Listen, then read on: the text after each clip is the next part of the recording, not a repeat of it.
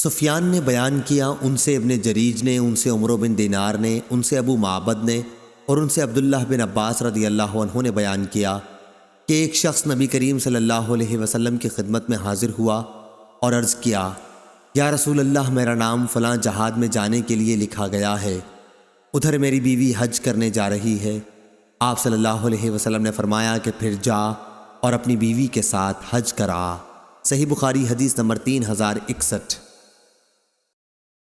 شعیب نے خبر دی، انہیں زہری نے، دوسری سند مجھ سے محمود بن غیلان نے بیان کیا، کہا ہم سے عبد الرزاق نے بیان کیا، انہیں معمر نے خبر دی، انہیں زہری نے، انہیں ابن مسیب نے اور ان سے ابو ہریرہ رضی اللہ عنہ نے بیان کیا کہ ہم رسول اللہ صلی اللہ علیہ وسلم کے ساتھ ایک غزوہ میں موجود تھے۔ آپ صلی اللہ علیہ وسلم نے ایک شخص کے متعلق جو اپنے کو مسلمان کہتا تھا فرمایا کہ یہ شخص دوزخ والوں میں سے ہے۔ جب جنگ شروع ہوئی تو وہ شخص مسلمانوں کی طرف سے بڑی بہادری کے ساتھ لڑا اور وہ زخمی بھی ہو گیا۔ صحابہ نے عرض کیا، یا رسول اللہ صلی اللہ علیہ وسلم، جس کے متعلق آپ نے فرمایا تھا کہ وہ دوزخ میں جائے گا، آج تو وہ بڑی بے جگری کے ساتھ لڑا ہے اور زخمی ہو کر مر بھی گیا ہے۔ آپ صلی اللہ علیہ وسلم نے اب بھی وہی جواب دیا کہ جہنم میں گیا۔ حضرت ابو ہریرہ رضی اللہ عنہ نے بیان کیا کہ ممکن تھا کہ بعض لوگوں کے دل میں کچھ شبہ پیدا ہو جاتا، لیکن ابھی لوگ اسی غور و فکر میں تھے کہ کسی نے بتایا کہ ابھی وہ مرا نہیں ہے، البتہ زخم کاری ہے۔ پھر جب رات آئی تو اس نے زخموں کی تاب نہ لا کر خودکشی کر لی۔ جب حضرت صلی اللہ علیہ وسلم کو اس کی خبر دی گئی تو آپ نے فرمایا، اللہ اکبر، میں گواہی دیتا ہوں کہ میں اللہ کا بندہ اور اس کا رسول ہوں۔ پھر آپ نے بلال رضی اللہ عنہ کو حکم دیا اور انہوں نے لوگوں میں یہ اعلان کر دیا کہ مسلمان کے سوا جنت میں کوئی اور داخل نہیں ہوگا، اور اللہ تعالیٰ کبھی اپنے دین کی امداد کسی فاجر شخص سے بھی کرا لیتا ہے۔ صحیح بخاری حدیث نمبر 3062۔ ابن علیہ نے بیان کیا، ان سے ایوب نے، ان سے حمید بن ہلال نے اور ان سے انس بن مالک رضی اللہ عنہ نے بیان کیا کہ رسول اللہ صلی اللہ علیہ وسلم نے مدینہ میں غزوہ موتا کے موقع پر خطبہ دیا، جبکہ مسلمان سپاہی موتا کے میدان میں داد شجاعت دے رہے تھے۔ آپ نے فرمایا کہ اب اسلامی عالم زید بن حارثہ نے سنبھالا اور انہیں شہید کر دیا گیا۔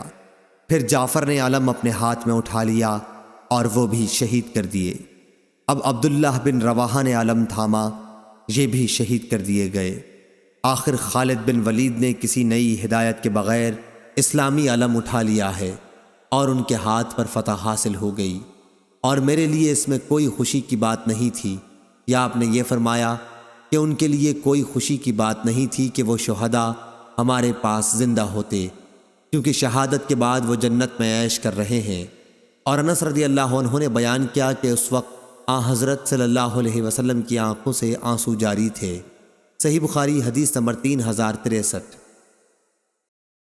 سہل بن یوسف نے بیان کیا، ان سے سعید بن ابی عروبہ نے، ان سے قتادہ نے اور ان سے انس رضی اللہ عنہ نے کہ نبی کریم صلی اللہ علیہ وسلم کی خدمت میں رعل، ذکوان، عصیہ اور بنو لحیان قبائل کے کچھ لوگ آئے اور یقین دلایا کہ وہ لوگ اسلام لا چکے ہیں، اور انہوں نے اپنی کافر قوم کے مقابل امداد اور تعلیم و تبلیغ کے لیے آپ سے مدد چاہی۔